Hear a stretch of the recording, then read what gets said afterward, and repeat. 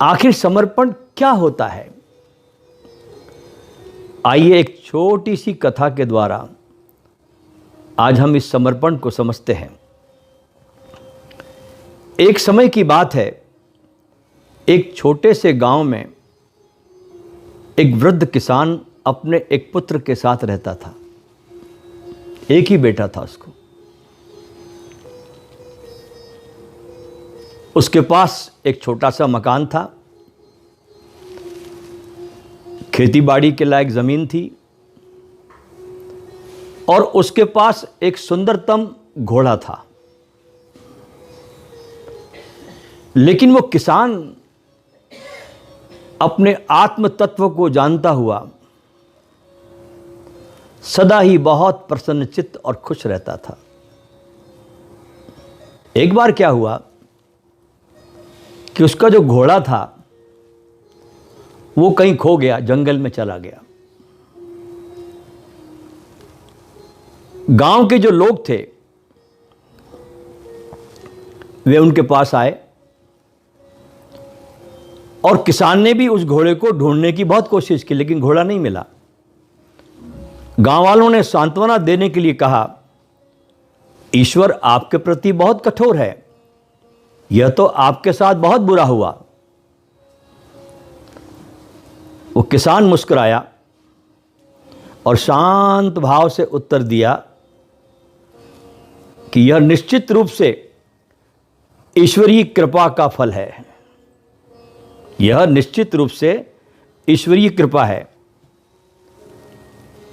दिन बीते कुछ और क्या हुआ कि वो जो घोड़ा खो गया था, कहीं चला गया था जंगल में, वो वापस लौटा। और वापस अकेला ही नहीं लौटा, जंगल से 4 घोड़े और लेकर आया अपने साथ। अपने साथ 4 घोड़े लेकर आया। गांव वाले फिर आए उनके पास में और कहा कि तुम तो बहुत भाग्यशाली हो, देखो तुम्हारे पास अब 5 घोड़े हो गए। किसान ने कहा, निश्चित रूप से यह भी ईश्वर की कृपा है। और आगे क्या होता है कि उस गांव में अचानक राजा के कुछ लोग आते हैं और उस गांव के सारे युवकों को सेना में भर्ती करते हैं।